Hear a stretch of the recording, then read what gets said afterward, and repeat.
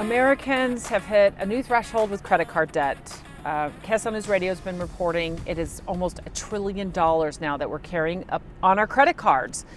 And I think a lot of people are feeling the stress from inflation. Maybe they've overspent when they got the stimulus money and they gave themselves permission to spend a little too much money. Shane Stewart with Deseret Mutual Benefit Administrators.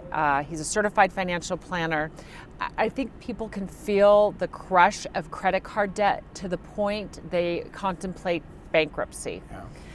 Walk us through what bankruptcy looks like and the consequences of it. So bankruptcy is something that I recommend people consider as a last resort because there are a lot of strings attached to that. Some of the consequences are it stays with you for 10 years on your credit report. 10 years. 10 years. You have that follow you on your credit report, and it actually lowers your credit score. So if you're looking certain jobs, we'll look at your credit score. That'll be on there. That bankruptcy will be on there.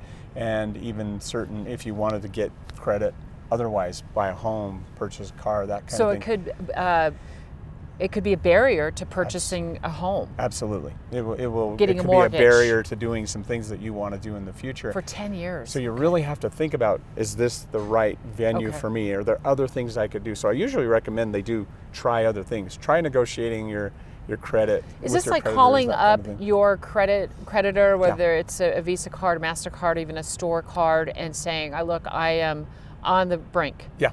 I'm on the brink of going bust. What can we work out here? And some creditors will say, great, let us help you, let us work through that. Some will say, too bad, you need to pay us. So it depends on the creditor. But aren't they happy to get some money as opposed to no money? Exactly. That's why it's worth asking.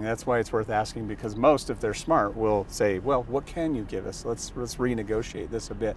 But if you really are to a point where you've exhausted all those possibilities and you're really still not making the ends meet, meaning paying all the debt, if you look at bankruptcy, there are a couple of different kinds of bankruptcy.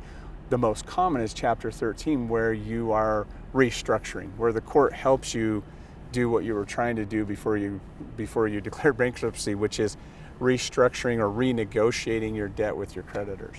How does that work? Do they shave off, let's say you have a $5,000 Visa card and a $10,000 MasterCard and you've maxed them out and more debt. Do they come in and say, well, pay half of that amount? They usually start to say not the total half of the total that you owe, but the monthly payment they might negotiate, or they might extend the terms of credit to give you lower monthly payments so they're affordable. That kind of thing is usually what we see in Chapter 13 bankruptcy. Is we see that they're lowering monthly payments and making it affordable so they can make the ends meet and pay those debts. There is another type of bankruptcy, and it's total reorganization, and you're actually getting out of paying some of those debts, but it's very detrimental to your credit, and someone sees that kind of bankruptcy on your credit score, they likely will not deal with you. So it's pretty serious. And is that a Chapter 7? Very rare, yeah. Is it Chapter 7? Chapter 7, okay. And it's usually rare. So people need to be aware of the differences and the consequences. Correct. Is there a bankruptcy that lets you keep your home? Yeah, Chapter 13 would let you keep all your assets and those kind of things. They don't come in and liquidate your okay. The Chapter 7 is a total liquidation of your assets, and whatever they can give to the creditors, they will. And then when that money's gone, the creditors might be out in the cold if it wasn't enough, if they liquidated your home and all those kind of things. Pretty drastic measure. That's why we see Chapter 13 way more common, in that it's just a restructure. You keep your assets, you're restructuring your payments, basically, is what you're doing in that situation. To file for bankruptcy, do people have to hire an attorney and have those additional expenses? They can do it without an attorney, but it would be wise to get an attorney to at least help you through the steps. You can file in any courthouse, your local courthouse, you could file for bankruptcy, but it would be wise to at least get some help and some counsel on whether you should or not. And then a bankruptcy attorney can help with that. I think that's important information. It's not free to file for bankruptcy, and you may amass not only the credit consequences, certainly, but also more payments for legal counsel. Absolutely. In fact, the thing to think about bankruptcy is, and we've used this term before, it is not get out of debt free card. It is not a get out of jail free card. There's a lot of work involved in a bankruptcy that you may not want, and the consequences you may not want. And so you really have to think about, should I do this before you do it? I like the action step we talked about at the beginning. Get on the phone with your creditors and start negotiating. Yeah. What about taking out a home equity line of credit or a personal loan to consolidate your debt and maybe a lower interest rate there?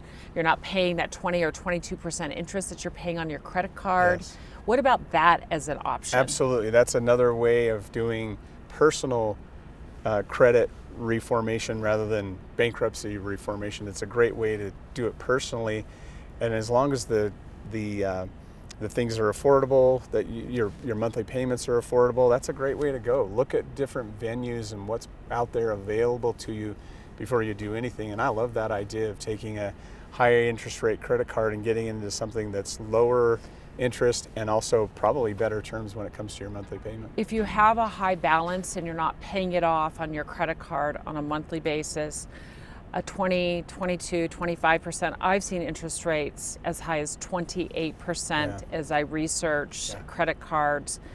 That just tacks on, it adds insult to injury. Yeah. And so if you can get into that lower rate of, even 8% now on some home equity lines, or even a lower rate for a personal loan, you're going to be better off. Absolutely. Because you're not going to be paying all that extra interest. That's right. And the only mistake I've seen made is someone following that line of reasoning and lumped it all into a new mortgage. That's a little bit of a mistake, because then you just turn debt you probably could pay off in, say, up to 10 years into a 30-year debt. And so be very careful not to roll that into a mortgage, but do something like you're suggesting of a lower rate home equity line or something like that. Shane Stewart, thank you so much for your tips. Great advice.